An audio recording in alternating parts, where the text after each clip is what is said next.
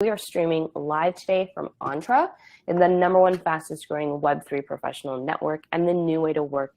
So here on Entre, we combine social like LinkedIn, marketplace like Upwork, communication like Slack, and our goal is to enable anyone from around the world to easily connect and work with people and the resources they need to help them succeed.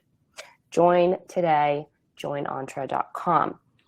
So, Dash, brief intro. I gave you just a small dusting of all of your accomplishments, but I wanted to ask you, like, first of all, how are you? And also, how do you identify? You know, you're doing so many amazing things with your career. And do you consider yourself a startup founder? Are you an entrepreneur? Are you an artist? Are you a creative? Like, do you have a box that we can pitch you in, or what do you say to that?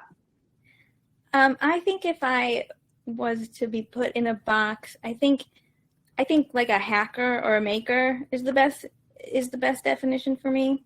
I really like building things and creating. So even if you say I'm a startup entrepreneur, whatever, like, or a coder, it all is roots down to me wanting to make things. And so I feel like I connect to the term maker. But I like, founder is just, it's when you're talking to like my dad's old friends or whatever, like that makes more sense to them. People, when you say hacker to older people, they don't like that term. So I feel like a hacker or a maker, but yeah, I'm a founder. Totally. That makes sense. And we were chatting a little bit before the recording started. You're traveling with your family in Destin, Florida right now. So sometimes I ask people like what's on their desk to show us a few items, but you might not be at your desk right now. So I don't know if you have anything. Yeah, because I travel and even when I'm at home, I don't really care much for desks. So I like to move around. I like to code on the floor. I'm on the bed right now. I like the couch, sometimes at the table, but not usually. So I guess right now on my desk is pillows and some dirty clothes. That's totally honest. I love that. But I like, I feel like my back hurts too much if I sit at a desk. I think my back is better, like they say you should get up and move. And so if you're coding on the floor, you're forced to then, move to a couch. So I think it's better for my health. So as long as I can do it, I'm going to keep coding this way. Yeah, I love that. Whatever you feel best at, that's definitely a mantra that I can get down with for sure. Let's dive in. So, by the way, everybody, I don't think I introduced myself. My name's Miriam. I'm a community manager here at Entre, and I met Dash through a group called Indie Worldwide. That's correct, right? We met through Indie Worldwide. Mm-hmm. Okay. Yeah. So amazing group of founders. Definitely highly suggest that you join that group. We'll drop the link into the chat so you can check it out. But we connected and she was telling me about WishTender, and then I wanted to hunt it on Product Hunt, so I did, and that was really fun. And now we're doing this live stream. Let's give people just a quick little introduction of what WishTender is, and I'll pull it up so people can kind of see the website. But how did you come up with the name? What's the story behind WishTender? What does it do? Yeah, WishTender, it's a wish list site for content creators to get gifts from fans. So if somebody, just an average person who's not a content creator, wanted to get gifts, they would probably open some sort of gift registry, a wedding registry, and you would send your friends there. But if you're a content creator and you do that, those sites, those wedding registries, gift registries are really made for friends and family. So it exposes your private information, exposes your address, your real name. So So WishTender is a solution for if you're a content creator and you have fans who you might not want to know your private information, you would use our site to create a wish list and share that wish list with your fans. And the way I came up with it was because I had a friend who had a short stint of being a sugar baby, an online sugar baby, which is where you email older men and you give them, you're like a friend to them, and they send you gifts. And so, and she said that she wanted a way to get the gifts safely, and even just like be able to get cash for the gifts instead of being always sent some physical item when she really just wanted the cash. So this allows content creators to put up items and get the cash for the gift, decide whether they want to get the gift or not. So it's sort of like you get your gifts, you list items you want. They can be online or offline. They could be something at the farmer's market. They could be your rent. It could be a Gucci bag. Your fans buy an item for you. They send you a little card in the gift, and you get the cash. You can buy the item and send them a picture back.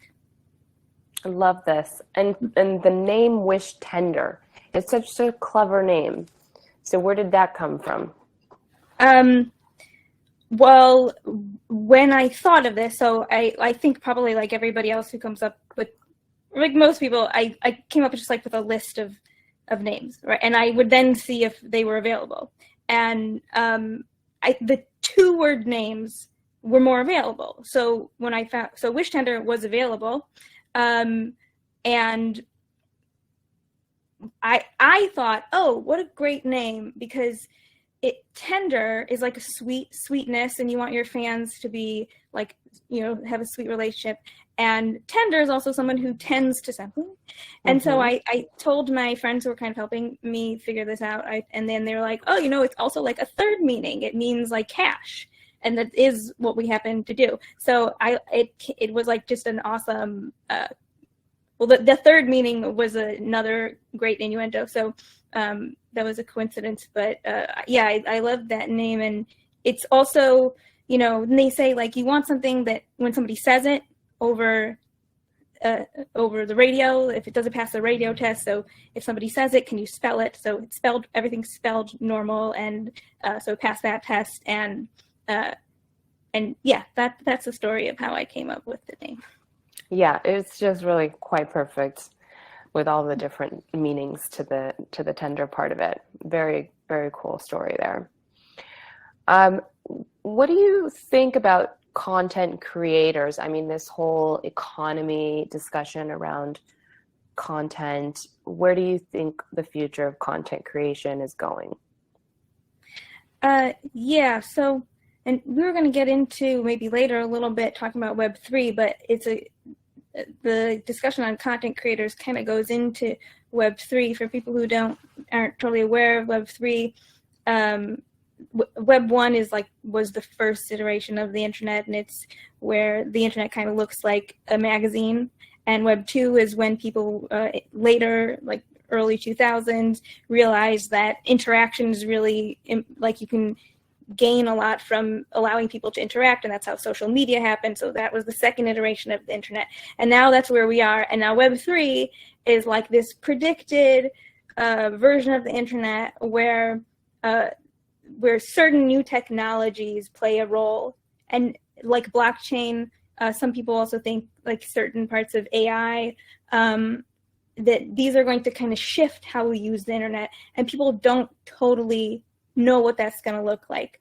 But a big part of it, the idea is that because of blockchain and crypto, content creators will be able to have a little bit more control of their own content, and it doesn't have to be on a platform. I don't necessarily agree that this is what's going to happen. I think a lot of people who are interested in Web3 are kind of skeptical of Web3, and that's what is interesting about it. Like, we're kind of like, oh, is this really a thing?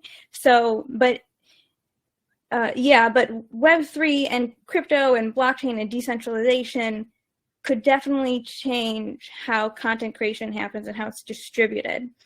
Because right now you have to go through YouTube, and they determine whether your content is okay, how much you get paid for it, if they want to freeze your account. And especially because I deal with a lot of adult industry workers, they get a lot of gifts. The Web 2 platforms are not super friendly to them. There's lots of reasons for that. A lot of people think it's like moralistic, but I don't really think it is. It's just like there's a lot of legal ramifications and also a lot of monetary like motivations to not host adult content. So because of that, it's not like nobody wants to take responsibility for the adult content and things that can go wrong with that. And so it's hard to be an adult content creator. And as a entrepreneur, I really think people should be able to make adult transactions, and it's up to them. And so I think that Web3 can help them like just make those transactions without having to answer to somebody else to say, hey, you can't do this, you have to do it this way. But I'm a little skeptical of that at the same time, because it's the hardest parts about being a content creator is the distribution, and you would lose that if you're controlling everything. That's kind of the trade-off. If I am creating my own site, I'm my own payment processor. No, I'm not answering to any other platform. Who's going to be promoting my site to other users? If I'm creating content on YouTube will boost my site or my content to other people. So I don't know how that's actually going to work. I don't know if really it's going to be a big difference. But it's something that people are talking about. I do think crypto, though, is like a big game changer for the adult industry. The way that the credit card companies work, it doesn't favor the creators, especially in the adult industry. It doesn't favor the merchants, like the platforms themselves, which is why they don't like adult content on it. But it's a really interesting what all these decisions stem from, because it's not. I don't think it's what people think it is. People think it's like this moralistic thing. I don't think that's what it is. Yeah. Are you investing in any coins, currencies? I do have some coins that, like a few years ago, I told my spouse, I was like, yeah, here's some money, like just invested in something. I think we have a little bit of Bitcoin. I think we have a little bit of Nano, and I'm not totally sure, but I'm more just like interested. Yeah. Are you aware? The Nano, I'm only aware of because another founder friend of mine uses Nano and is always for their startup, and is always talking about Nano. Interesting. Yeah, it's feeless, so people like it because it's feeless. Really? I need to circle back with them on everything. I want to get some Nano. And some Nano. Yeah, I don't know. I really don't even know how it's doing. I'm not that, like, I'm not much of an investor in crypto, but I'm invested in it as a technology. I'm interested in looking into it as a technology because I think there's interesting ways to use it as a founder. So, and one thing that's really interesting to me is Bitcoin, is the Lightning Network. Have you heard of the Lightning Network? I've heard of the Lightning Network, and a friend of mine who does Bitcoin for businesses showed me the Lightning Network. And for me, I'm like, look, I'm not going to use this. So it was like, and I was like, this thing looks like I'm just trying to get Web 2 down. Like, hello. So that thing was intense. But go ahead, tell us a little bit about it. Yeah, for sure. If it looks complicated on some levels, but it solves a lot of issues. And I think for me, whenever I learn something new, it always goes over my head unless I have something specific to apply it to. And so it does apply for me now. So now I'm learning about it.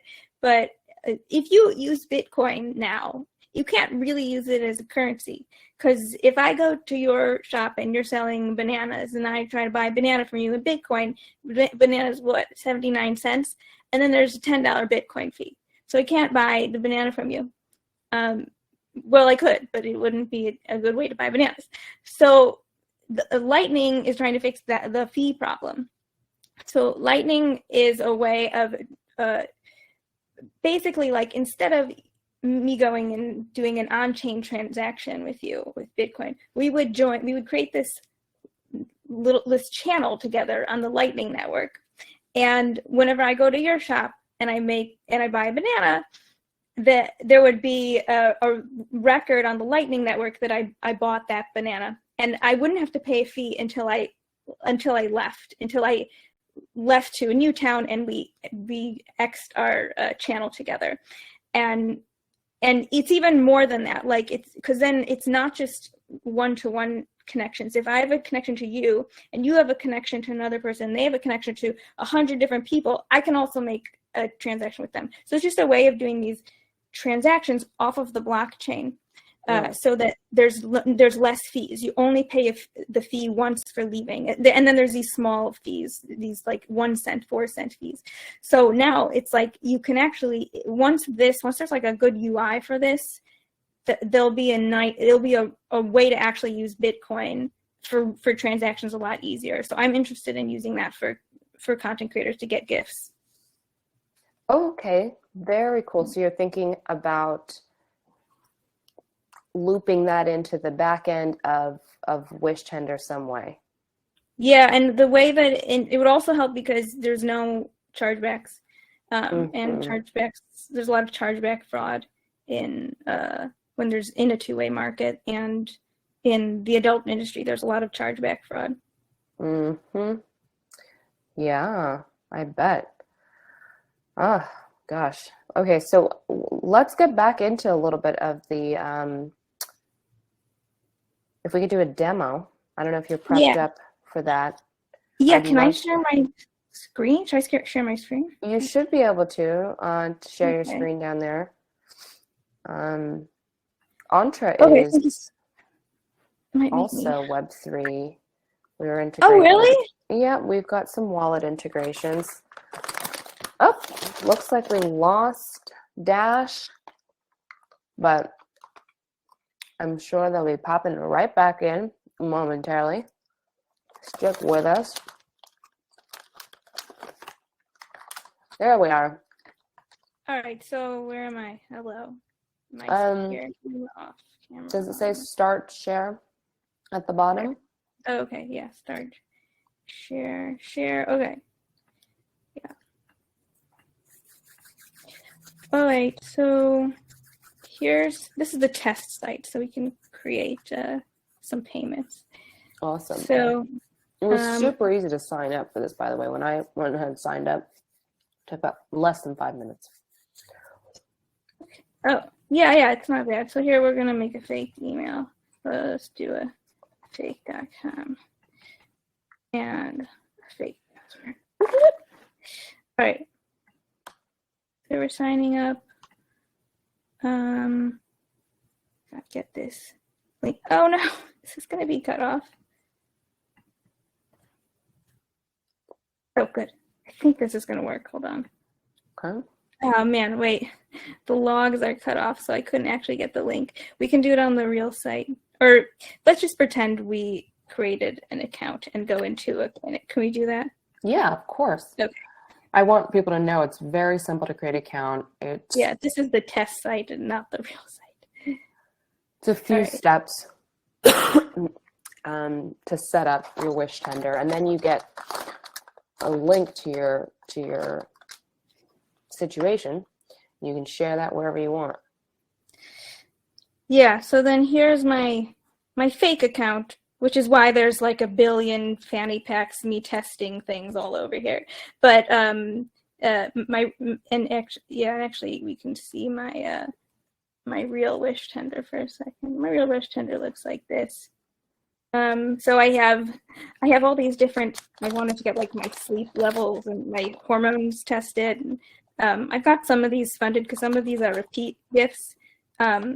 So like some things you can put like links and it will scrape it, and like this Hermes item is from a real website, but some things are just like, oh, you can put up a custom link or a custom fund. And you do it here. We could do like a sample. So either you input a link here and it scrapes it, or you create fund.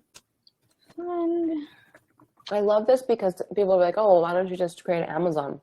Well, there's so many reasons for that. But in addition, people are really leaning into shopping sustainably, shopping locally. WishTender allows you to create those types of gifts for people to purchase on your wish list. It doesn't have to just be something from Amazon. Yeah, exactly. Well, the testing site is a little wonky right now, so it's not quite working. But and then we can do a test purchase. But yeah, people. Yeah, you can post like, and you can post. A lot of people do offline gifts, like a dinner or something like that. So then Offline when you get gifts, things that people, maybe don't always have a website for, you can upload just very easy. You upload a picture of something, and so now easy to use. To go now, this is what it looks like to buy. Your gifter can leave a message. Hey, how cute. And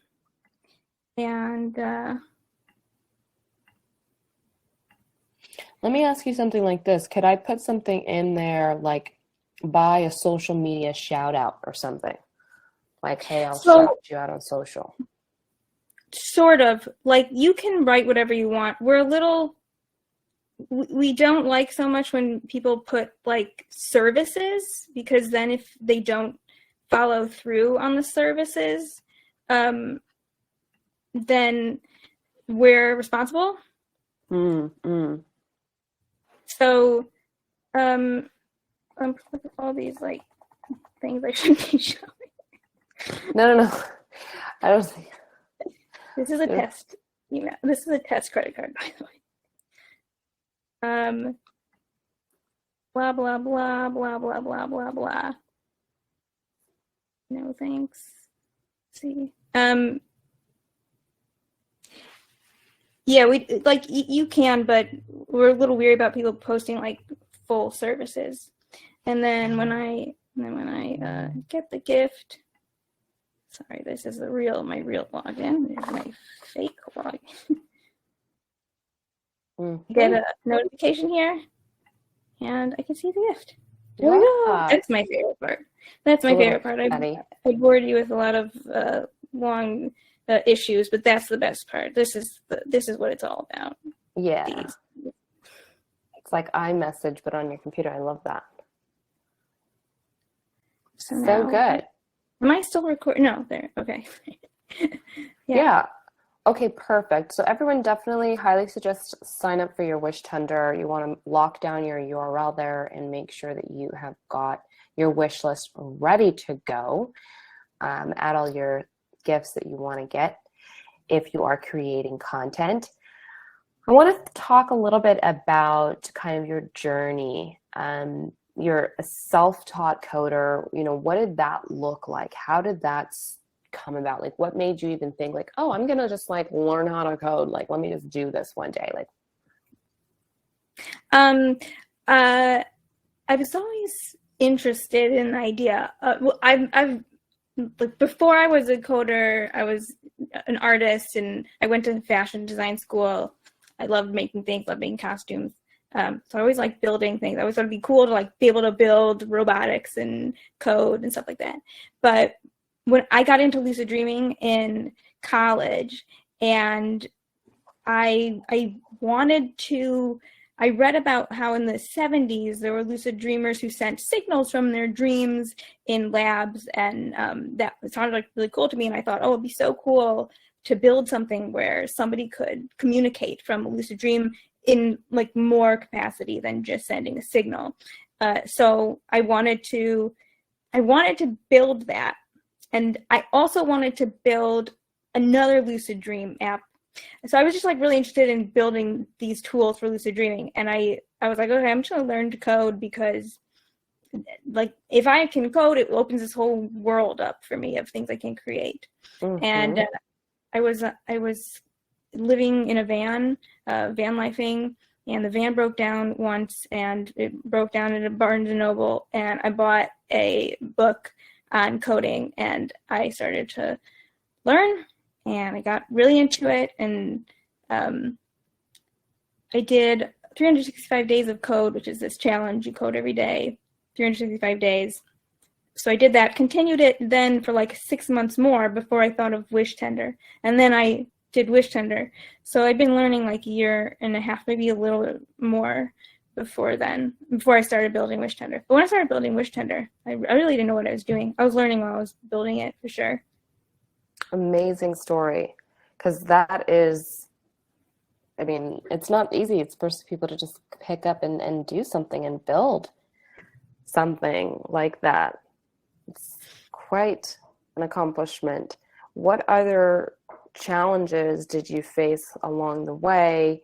What successes did you have? Any learnings, best practices, tips, tricks? For learning to code specifically? Learning to code, launching WishTender, you know, having that business go. I mean, I know that you're tweeting recently about hitting some good revenue milestones, which is amazing. Yeah, well, learning to code is a lot easier, I think, than the challenges of launching a startup. Learning to code, just do it and like break things and build what's interesting. There's a lot of people when you're starting out with something new, there's a lot of people that are going to be able to help you.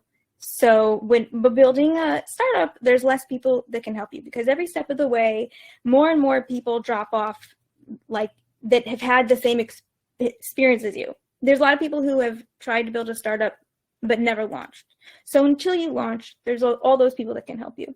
Once you launch, all the people are gone. They can't really give you great advice.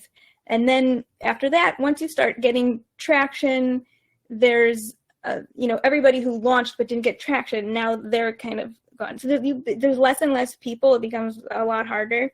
And one thing I noticed was that there will be people who give you advice and they don't know what they're talking about. It's very common that the people who are most willing to give you advice don't know what they're talking about. The people who are least willing to give you advice are more experienced, and that's why they don't want to give you advice, because they know that things aren't really so straightforward. The founders I talked to that are successful, whenever I went to them with an issue, they would basically tell me, try this, try that, but I don't really know, you'll figure it out. When I went to somebody who was kind of like at the same level as me, or maybe like a step ahead of me or a step behind me, they would tell me something really specific, and it usually wasn't correct. And it was really bad when the person was a few steps ahead of me, because I would take them more seriously. And so when you're building a startup, just know like nobody really knows what they're doing, and don't take people's advice so seriously. Listen to advice, that like have humility and be open to input. But a lot of times the stuff people say isn't right, even if it's a common, like super, like advice that everyone agrees on. Like a lot of people agreed that I shouldn't have spent a year building WishTender. That's kind of a common idea, and I do agree with the idea that you do want to do an MVP and go faster than a year, but it's not always really the case. And I think it was the right idea for me to not go so fast. One reason was that I didn't know how to code. So if I launched right away and had a success in traction, I would be kind of stuck because I wouldn't be able to build it out more. And so I wanted to learn and make sure that I could continue to maintain the site. Also, when you tell somebody your story, they're not really getting the full picture. So people didn't realize that I had already done market research and found that people wanted this. They didn't really understand that. That happened a lot.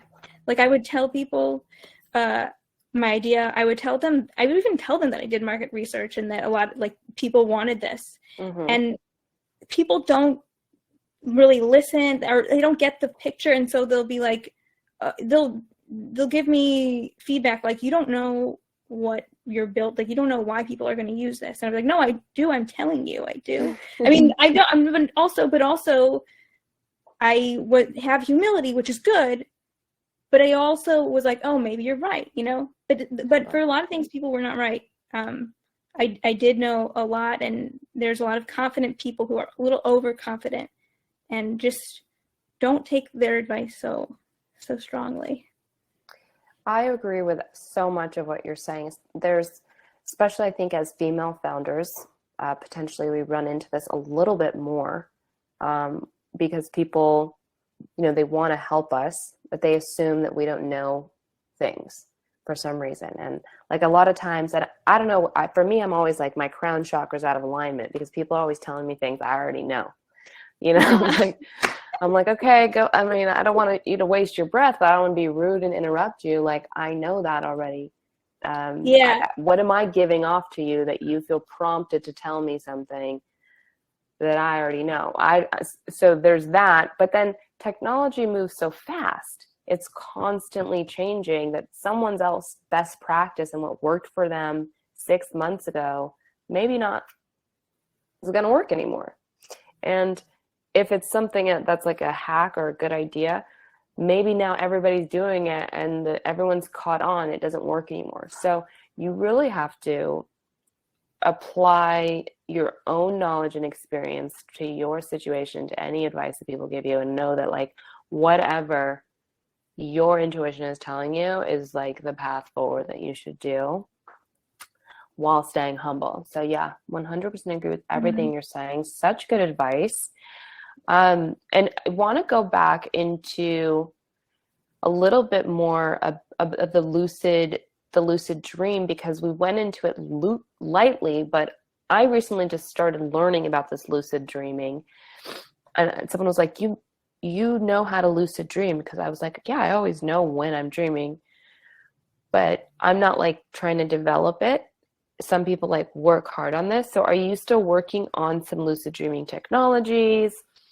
Is that something in play?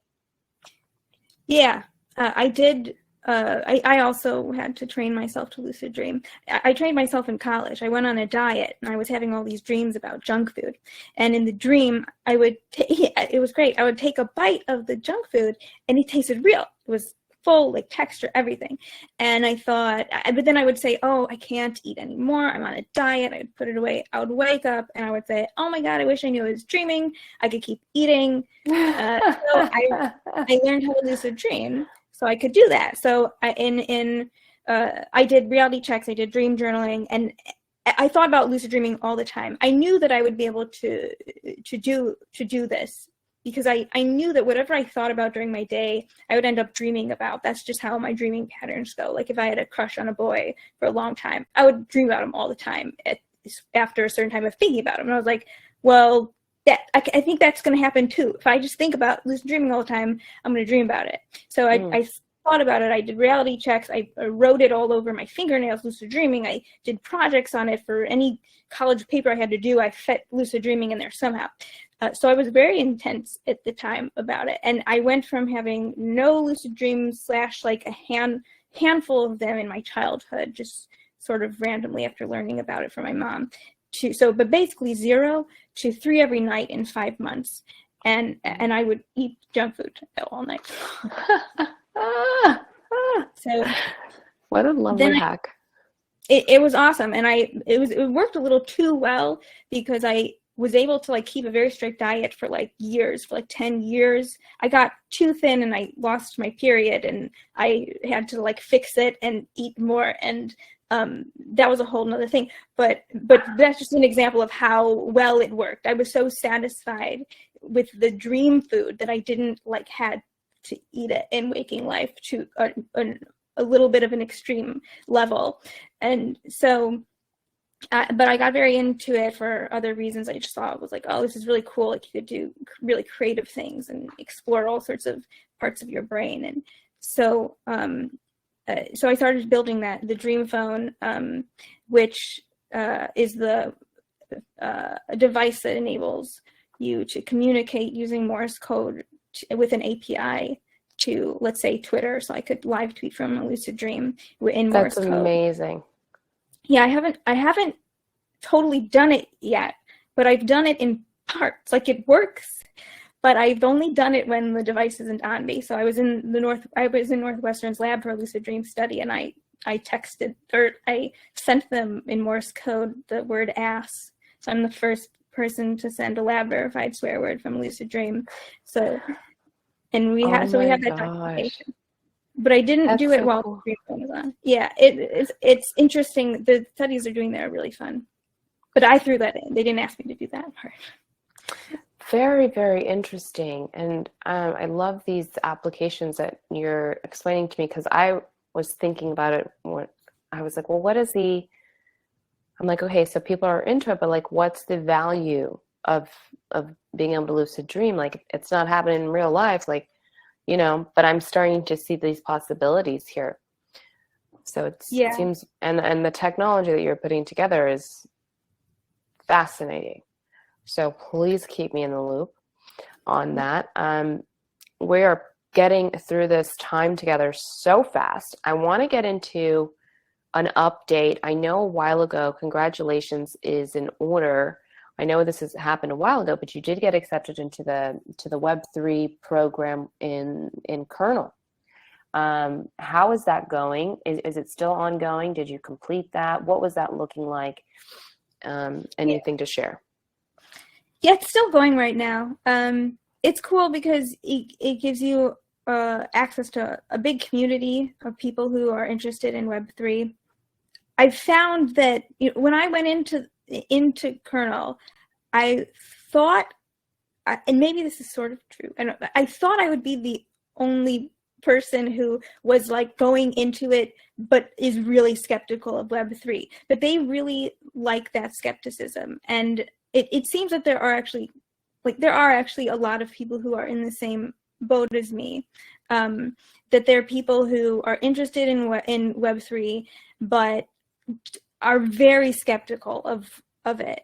And you have a lot of other people, I think people who don't really know that much about Web3, who are on the extremes of either really disliking it or really liking it. I think anybody who knows a good amount about Web3 is not going to be at those extremes. They're going to be in the middle. They're going to be like, oh, I'm really skeptical of this, but there's potential. And I don't know if the potential is going to get carried out in the way that people are saying. And it's probably not. It's probably going to, blockchain is probably going to be useful in like certain situations and not as many situations as people are saying. That's my feeling. But it's interesting to be in this community because that was kind of, that was more apparent to me, that people who are interested in Web3 are all very skeptical of it. And that's important because like you have to question whether it's going to be useful. Otherwise, you're kind of wasting your time if you just blindly accept it or blindly reject it. So it's a cool program. You can kind of choose your adventure in it. Some of the things don't really speak to me. Some of it is a little bit too philosophical for me in this time. I think maybe if I was more into Web3, or maybe if I was a little younger and it felt more like in a philosophical state of mind, it would appeal to me. But I'm more interested in like the hard building and like thinking about what this is going to be good for. But I think it appeals, different parts of kernel appeal to different types of people, and you can kind of make it what you want. Mm-hmm. Looks really cool. I would love to talk to somebody from their program. It looks very interesting, and seems like they're going to be opening up the apps again soon. Yeah, and they I think I do it pretty often, and we had Vitalik Buterin come and talk with us, so that was really fun. The Ethereum creator, big deal, like young billionaire, So that was he just like showed up one day. We didn't know he was the speaker, and that was kind of funny. Yeah. Mm-hmm. Okay, I really have maybe the second to last question. I'm starting to ask people this. Why do you think and I'm curious, just because of the talent and intelligence and caliber of like who you are, what do you think is the biggest problem facing our world today, and how do we solve it? Okay, so you want me to solve all of the world's problems right here? If you have time, you know, like just. I think a big problem is humility. I think we sort of talked about that. I think people really struggle with open-mindedness and I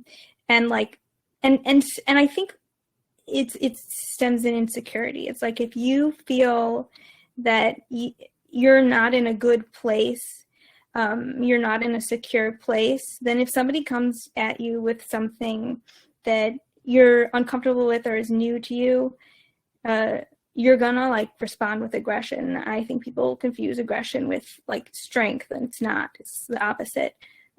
I think like kindness and humility is strength. Aggression is giving into your negative emotions and your pessimism. And I think I see a lot of that in the world. I think people need to work on their security and their strength and get some humility to be open to other people and to pick the right way of dealing with people you do disagree with, and not with aggression. I think Stoicism is a really good framework for that. So I recommend people looking at Stoicism and really internalizing that, because Stoicism is also kind of a buzzword and an aesthetic thing now. Like if you put a picture of a Roman sculpture on your profile, you're a Stoic all of a sudden, but that's not what a Stoic is. So like to absorb that kind of that way of thinking. Yeah, there we go, Stoicism. So I think, let's see, the ancient philosophy, what did he say about it? It's a little confusing here. I guess what I would say Stoicism is like,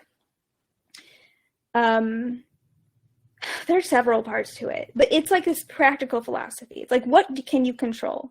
So if you say something that is offensive to me, I can't control that you said that. Like, I can just control my reaction, and I can control what I can do to influence you. I see that a lot. Okay, you could see this a lot in like maybe in politics and stuff like that, but it's also like it's a lot in being a founder, because I'll have someone come to me and like start hating on my app or something. Like, so this happened recently, or a few times recently, and I'm always thinking, I should call this person out. Like, I should say, you're just trying to give me a hard time. You're trying to give a small business a hard time, and I feel like we're responding with aggression. But I always hold myself back, and I respond with kindness and humility, and I ask them, give me your feedback. Like, why don't you like this? Or I answer their questions with humility. And it always turns, unless they're like very psychotic, it always turns out that they kind of turn around and they're like, oh yeah, I'm sorry I gave you a hard time. Like, thank you for answering my question. Or like, oh, you changed my mind. Like, your app is actually really great. So like that like there were people who I really thought were just trying to troll me, and when I responded with humility and openness and kindness, they turned around. Except for a few people who are like very like not okay in their head. Right. Totally. And so if I had responded from anger and like aggression and insecurity, I would have turned somebody away, and I would have not learned something. Also, maybe they had good feedback for me. So I think when you're a founder, that you get tested a lot with that. Yeah, I mean, as people, we just get tested a lot with it being just out and about, interacting with each other. There's just so much to be upset about, and we're constantly feeding this negativity. I was on a call this morning. A concept that came up was how, our negative thought intention is more powerful than positive thought intention. So much so that like if you're sick, if you send negative intention thoughts to like your sickness, it's better to do that than just say positive, like, I'm going to feel better. I'm going to feel better. Say like, this sickness is going to leave my body because I dislike this sickness, will make it leave faster than the positive, which I was like, that's interesting. And a lot of what you're saying too, for me, reminds me of just this learning that was very powerful, and I'll share that I had, because I went through a really challenging time. And people that I would share with would tell me, like, you're strong, don't worry, you're going to get through this. And I really just had this pushback for people saying that to me, because I had worked a lot on not being strong, because my strongness, my strength was connected to a lot of my anger, or like how I communicated when I was passionate about things. And I had done a lot of work on not being in that place, and realizing actually that my strength is my softness. Like when I want to be heard and I want to be understood. Yeah. Like I need to come off very soft. And like people are like more willing to be like, oh, well, Miriam, tell us more. What do you want to say? Versus I'm like, listen, everybody. It's like, dude, no one wants that aggressive. Right. So then it was like, great strength. Yeah. It was good, but full circle even more was like, when I realized that the reason I got through difficult times in the past, and the same reason why I got through this difficult time now, is not because I'm strong. Maybe people say that and people see that and they're like, oh, you're going to get through it. You're so strong. You're such a strong person. It's not because I'm strong. It's actually because I'm loved. It's because I'm cared for. That when I have dark times that come around, I'm able to get through them. Not because of strength, but because of community and love, and people that care about me and show up for me and remind me that I'm wonderful and that like I'm going to be okay, So it's just such an interesting concept that you're saying of like this humility is like somewhat the same as like kindness and this loving nature that I'm kind of wrestling with myself. Totally believe 100%, and working to scale that myself just through doing talks like these and talking to more people and just trying to live in it myself, which is not easy. It's every day. Just this morning, I snapped on the woman on the phone at Wells Fargo. Feels so bad. I'm still guilty about it, dude. But it's just like she hit with customer service people, they really try my patience. Me and my spouse, after like several days of being on the phone with them, we wrote like a whole album of songs, hate songs about customer service people. But I try to be empathetic because I'm also a customer service person, and I also know what they go through. I know. But yeah, it's hard. Honestly, I feel like the universe is testing me sometimes with it, because they know that I know better, and they're like, okay, have you learned today? We're going to see. And I'm like, okay, because now I'm starting to really recognize it. I'm like, okay, show up in kindness. Do not yell at this lady right now. Like you're going to ruin her day. Then she's going to go ruin a bunch of other people's days. So. Exactly. Yeah. I think you help turn a person around who, people who, I mean, maybe not the customer service person.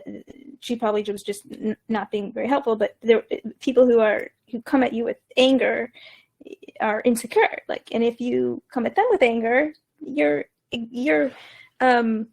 giving them evidence that they're right about their insecurity, that the world is harsh, and that they need to keep going on with their anger because they were right that you were that they thought you were going to be a bad person, and you were a bad person to them. Now they're like, that's how the world is. So if you say, no, I'm going to accept what you're saying, and then you kind of change their view. We had somebody respond in the DMs. We DM a lot of people for WishTender, and every once in a while you get somebody who's very angry about you DMing them.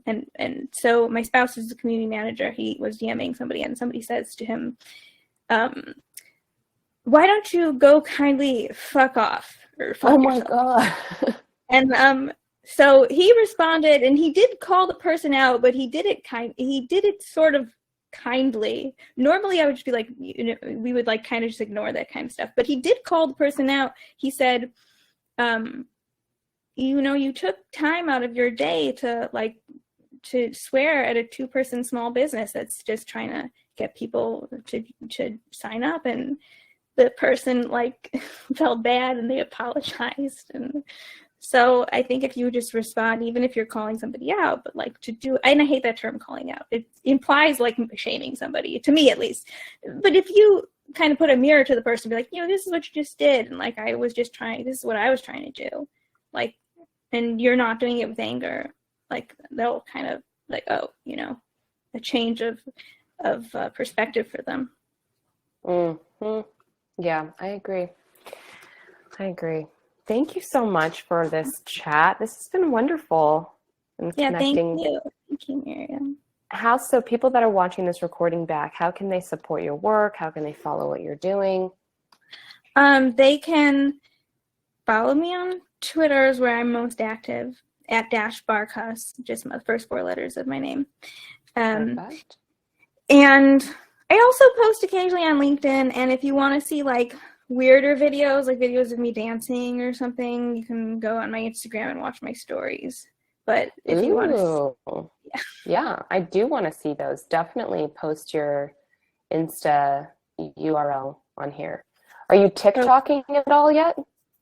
Not consistently. We were doing it for WishTender, but it's difficult because they ban people. They ban you really easily, and it's hard to know why.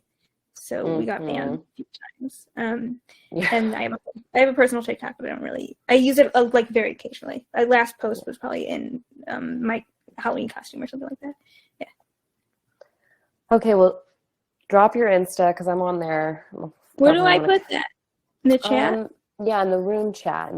I put your Twitter down in there. It's the same. It's the same as my Twitter. At Bark-Huss. They're all the same. Then I got a LinkedIn too. I kind of post on LinkedIn too. I really like LinkedIn, but I don't use it enough. Yes, well, LinkedIn is a little bit of a dirty word around here at Entre. Oh, right. You saying something about they're kind of your competitors or something? Well, they're not really a competitor. We're kind of replacing them for people, the not 9-to-5ers, right? Then that sounds better than LinkedIn. Yeah, we're definitely better. I mean, you can already start earning cryptocurrency on your posts right here in Entre. That's awesome. Yeah. We're giving, you can earn content. You can sign in with your crypto wallet. You can do a bunch of really cool stuff. So check it out when you have, some time, and keep in touch. I'd love to we can come back and do another chat in the future, see where you're at with everything, and enjoy the rest of your day. Thank you so much again. Awesome. Thank you. All right. We'll talk to you soon.